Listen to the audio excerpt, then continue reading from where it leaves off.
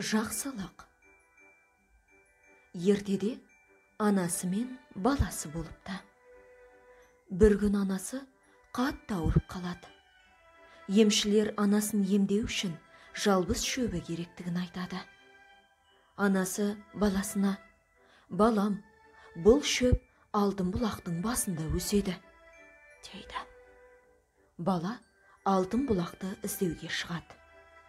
Бала жолда келе жатып, жүгі аттан аударылып қалған қартқа кездесіп, көмектеседі. Қарт алғысын айтып, алтын бұлаққа жол сілтейді. Одан келе жатып бала қарт әжейге кездеседі. Бала әжейдің қолтығынан демеп, атына мінуге көмектеседі.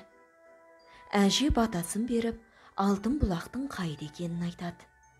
Бала қуанып, жүгіріп келе жатса: «Балақай, балақай, көзімді ашып жіберші», деген бұлақ даусын естиді.